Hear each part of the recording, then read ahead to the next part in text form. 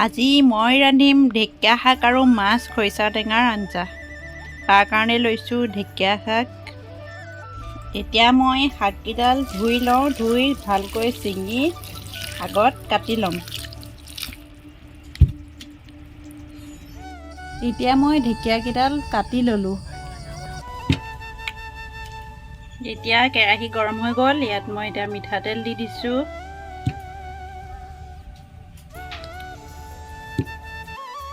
এতিয়া মই মাছ কেইপিচ ফ্ৰাই কৰি লওঁ।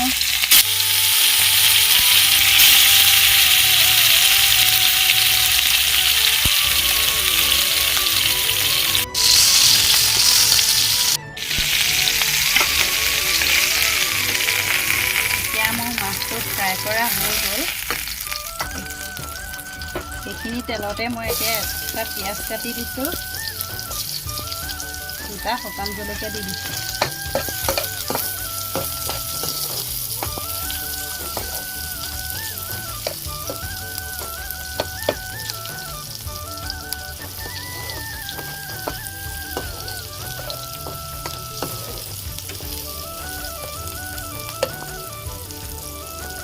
এতিয়া মই কাটি থোৱা ঢেকীয়াকেইডাল এইদৰে ভাজি দিম।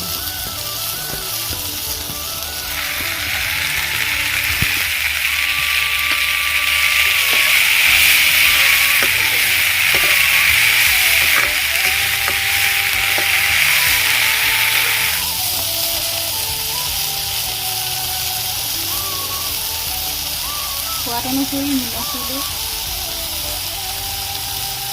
সোৱাদ অনুসৰি হালধি দিছোঁ।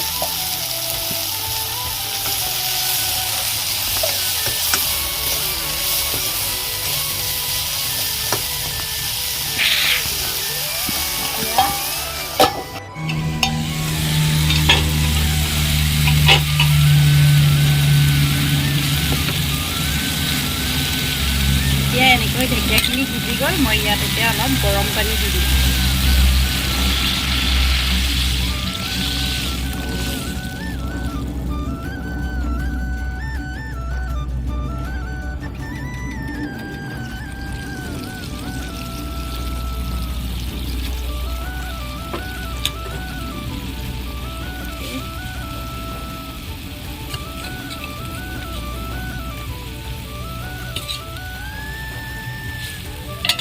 এতিয়া অলপ ঢাকনখন মাৰি দিম।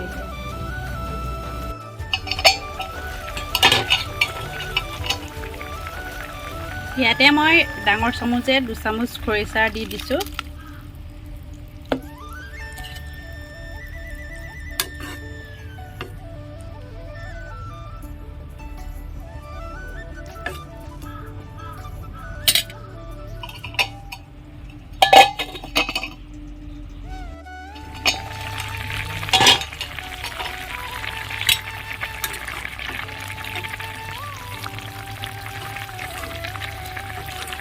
মোৰ ঢেকীয়া আৰু মাছৰ খৰিচা টেঙাৰ আঞ্জা হৈ গ'ল।